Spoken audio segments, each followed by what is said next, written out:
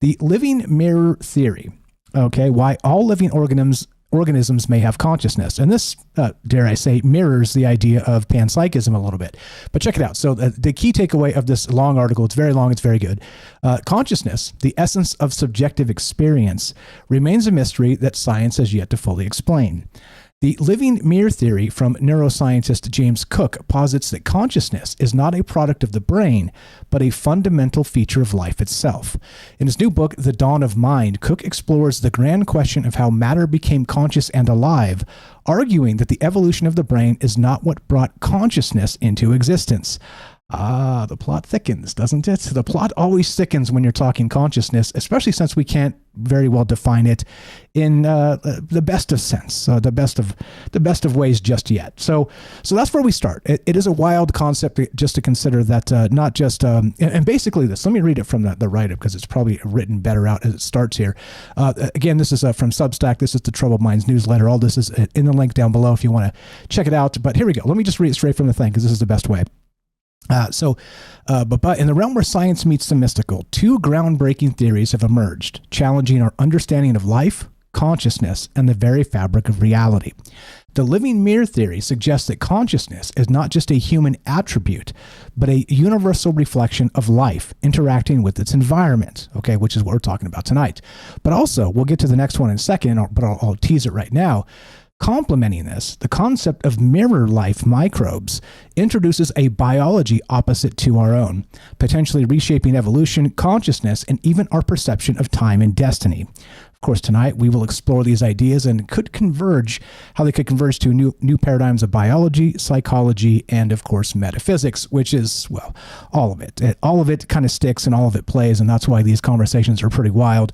And that puts us about where we need to be. So going to get a quick word from our sponsor. In this case, that is Human Inspiration. But we'll be right back in 1 minute with more Troubled Minds coming up. And we'll get back to you and some phone calls tonight. And welcome back, fam. Hope everybody's doing well tonight. I feel refreshed. I feel glad to have taken some time off and spent some time with the family and done all the things. The first, of course, is the living mirror theory, which suggests that consciousness is not just a human attribute, but a universal reflection of life interacting with this environment. So it's basically a sort of, dare we call it a shadow biome in some capacity, where panpsychism would be everything is conscious in some capacity. The rocks are conscious, because in this case it's suggesting, I'm extrapolating a little bit and being a little bit vague and weird about it, because philosophically this is not locked in by any measure, because we can barely measure our own consciousness. But beyond that, this is a dualism of consciousness itself interacting with its environment. You see what I mean? So without one, you don't have the other, which means humans in a vacuum basically would not be conscious. It's a theory, okay? So we're going to go with theory tonight. As you know me, I like to have some wild ideas and kind of take these theories to the end of where they might lead us. And so, as usual, all the disclaimers do apply. There's no truth to be found here. It's just really wild philosophy, sort of squint the mind's eye and consider what this might look like, or not, of course. As usual, most of the things I say are probably going to be false, but there's going to be some wisdom in there. There's going to be a nugget of truth that I inadvertently stumble upon is the guy that rambles on into the night. So that's where we start. But the other part of this now is, so not just a living mirror theory where this begins. I noticed there's another thing, and it's actually very similar, okay, at least conceptually. So check this out. This is from the New York Times. And I know, boo, the New York Times. Of course, they dropped a paywall on me. It wasn't there earlier. Okay, so I'll just read straight from the thing here. So, okay. Right from the get-go. So the first known is the living mirror theory of consciousness, proposed by researchers who argue that consciousness is not merely a product of complex brain activity, but a reflection of the interaction between living organisms and their environments. According to this theory, every living entity, from humans to the simplest bacteria, mirrors aspects of the world around it, gaining consciousness through this reflective process. This concept suggests that consciousness is inherently tied to life's engagement with its surroundings, creating a dynamic feedback loop where the organism and environment continuously shape each other. You see sort of a mirror aspect, a reciprocal symbiotic relationship of consciousness. And we've talked about this before. Shout out Sasha, had a great panel with her last week as well with a remote viewing group over there talking about the substrate of reality. And so maybe that fits into this and consciousness itself. But anyway, on to the next idea that I didn't quite get to because New York Times paywall. I'll fix that in a sec. The second seed idea here stems from an alarming yet fascinating development in microbiology. The potential creation of mirror life microbes. All right. So now we're looking into the mirror and the mirror is looking back. Okay. So hang tight, squint with the mind's eye and follow me here. So these organisms, these mirror life microbes would possess biochemistry opposite of that of all known life on Earth. So life as we know it operates with left-handed amino acids and right-handed sugars. But mirror life would use right-handed amino acids and left-handed sugars. Now, and the reason this is important is because they're talking about creating this stuff in laboratories. And they say we'll be able to do this in somewhere between 5 to 30 years approximately, depending on the acceleration of AI systems and all the biochemistry stuff necessary to be able to do these things. But it's a little bit strange because it would be our opposite and our evolutionary opposite, which me, I love those ideas when you can take a life itself and turn it on its head, not just in terms of like the shadow biome conceptually, but also the idea that the opposite of me is not just my mirror image. It might be, again, conceptually very Carl Jungian or even Lovecraftian in some capacity, because we're talking about the biochemistry of an entity. So what does that look like? Anyway, so this reversal, the left-handed, right-handed sugars and amino acids, or chirality as they call it, could make these microbes invisible to our immune systems. You see where this might be a problem in the future, leading to unprecedented biological scenarios. Researchers at the forefront of this field are exploring how these mirror microbes might interact with or even integrate into existing ecosystems, potentially offering new tools for medicine, environmental management, or even posing risks if not handled with extreme caution. We found out what that looks like in Wuhan very recently, didn't we? Handling things with extreme caution. Yeah, okay, so there's where we start tonight. Now, it's the mirror image aspect, but don't forget, I like to consider all of the ideas, like all of those substrates of reality, if you would indulge me. So, meaning, we talked about with Sasha over there, Magic and the Noise, recently, about the different ways to look at reality and the actual, let's say, substrate of where information comes from in the larger context of the universe. And there's a lot of ways to look at it. Some people would suggest the paranormal realm is real. Again, and that substrate of reality as part of this is beyond the veil, okay? Or the other would be something to the effect of a many worlds theory, like Philip K. Dick, right? Something like that. But definitely these mirror images of not just us, but what lies beyond kind of fit into a biology or microbiology aspect. What does it look like? I don't know. Nobody knows yet. And this is why this is one of those things that's really, I don't want to say terrifying. I don't like to say terrifying. I don't like to frame things in a scary way, but definitely I think this is something that we should be cautious of. Okay. It's different to be afraid and it's different to be cautious. So let's frame it that way instead. But you get my meaning, right? There's something definitely to this. This is pretty wild. So let's say, let's finish the rest of this. So the concept suggests that consciousness is inherently tied to life's engagement with its, I read that, blah, blah, blah. So the living mirror theory posits that, okay, it's going to be a little bit repetitive there at the beginning. But anyway, so if you're interested in these ideas, links are on the description down below. I will fix that New York Times paywall and link that in the chat if you guys want to read up on it. But it's weird, right? We've talked about the shadow biome before, and meaning something to the capacity of, what would you call it? Life that's here, sort of in the shadow person aspect, to go into the paranormal realm for a second, is what this shadow biome is. There are entities that are here, sharing the same space with us, and whether that's the many worlds theory, whether that's some actual shadow biome that exists here on Earth in our realm, and we just cannot interact with it. Maybe it's sort of a temporal thing where they're slightly out of phase with us by a half a second or something. So their entire, the unseen, says Matzal, exactly. So their entire ecosystem is out of joint, disjointed from us. Okay. And so they can't interact with us. Maybe we are the fleeting shadows in the corner of their eye. So that whole idea, right? And when you look at the shadow biome in that capacity, whatever it looks like is, well, an enigma, of course, Enigma 133 over there on Twitch. I see you, buddy.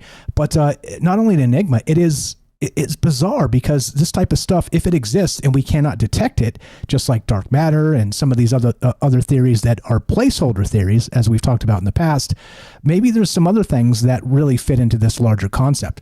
But anyway, we're talking consciousness tonight. We're talking the opposite. We're talking the mirror effect. We'll get into some scrying stuff, of course, because how could you talk about the mirror image of anything without talking about a little bit of scrying and divination and things like that?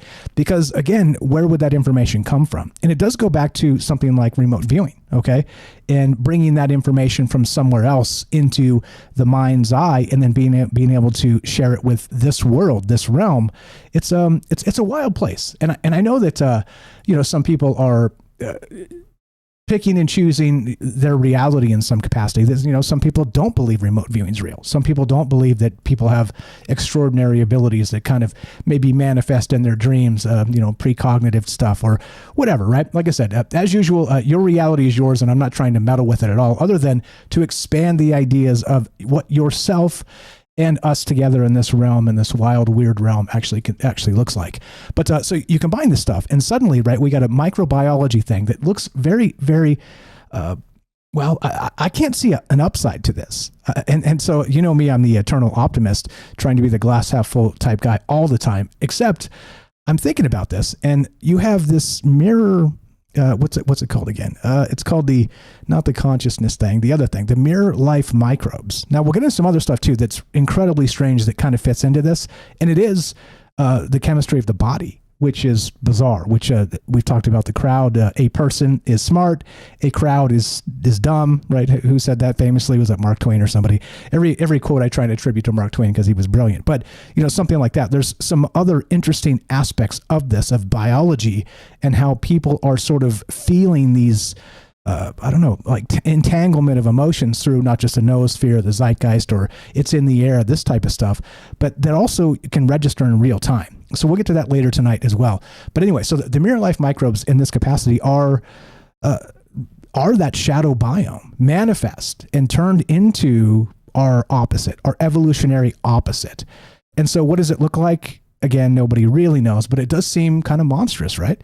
So I don't know. We can take this wherever you guys like. You know me, nonlinear, open-ended. We can take this to the esoteric realm and talk about scrying or this type of thing. A mirror image of ourself in terms of microbiology and evolution. Or, of course, we can just go full-on multiverse and talk Philip K. Dick, because you know me. Whatever goes, nonlinear, open-ended is part of it. But that's kind of where we need to be. And there's a lot that gets into this, too. And the paper, if you guys want to read up on this microbiology stuff, is here. So it's a technical report on mirror bacteria, feasibility and risks, and it's got the abstract, which is entirely fascinating, and it is paywalled. If anybody has into the Stanford libraries here, their digital repository, that'd be sweet. If anybody could, get the thing. Oh, you can download it direct. Never mind, you can just download it. I guess I should have just hit the download button. But anyway, it's here. Let me read this too, because this is important to set this up, because I'm not a scientist, as you know. I'm more of a dreamer and a folklorist these days. But I was never a scientist. But check it out. So this report, this is the abstract from the actual mirror bacteria. So this report describes the technical feasibility of creating mirror bacteria and the potentially serious and wide-ranging risks that they could pose to humans, other animals, plants, and the environment. It accompanies the Science Policy Forum article titled "Confronting Risks of Mirror Life." Yes. In a mirror bacterium, all of the chiral molecules of existing bacteria, proteins, nucleic acids, and metabolites are replaced by their mirror images. Mirror bacteria could not evolve from existing life, but their creation will become increasingly feasible as science advances. Interactions between organisms often depend on chirality, and so interactions between natural organisms and mirror bacteria would be profoundly different from those between natural organisms. Most importantly, immune defenses and predation typically rely on interactions between chiral molecules that could often fail to detect or kill mirror bacteria due to their reversed chirality. There you go. If that's not terrifying, I don't know what is. Tonight we're taking your calls as we talk through the looking glass, as I said, of evolution, consciousness, and the mirror of life. Now, if you go back to scrying, let's take this esoteric for a moment. Now, scrying is that old tradition where you're able to look into the mirror. Like I said, mirror, mirror on the wall. A lot has been talked about this in the old ways, and in the ways of our ancestors and shamanism, and really the intuitive aspect of who our ancestors were, where they came from, and even these stories that have been told word of mouth for ages, for millennia, basically. And so scrying, as part of it, and many other ways of divination, is fundamental. It is one of those things you can imagine the very first, let's say, primordial human that kind of cracked open a piece of obsidian and was able to see themselves clearly through this black mirror might have been a jarring effect. And so, of course, it creates lore, it creates all manner of things. But what does it look like, well, today? And do you think that it has anything to play in the conversation of a shadow biosphere, or this idea of our evolution through this looking glass? Is there an idea that fits into where we're headed, not just this living mirror theory, but this, they're calling it the sacred tree of life on the New York Times article, which of course would just simply be that, what is it? The ideas, the mirror life microbes. So what does all that look like? And so, of course, it's a chimera of sorts. They're going to be able to create this in a laboratory, this new version of life, but it's alien. It's creating aliens in a lab again. And how many times have we talked about this, and how weird does it get?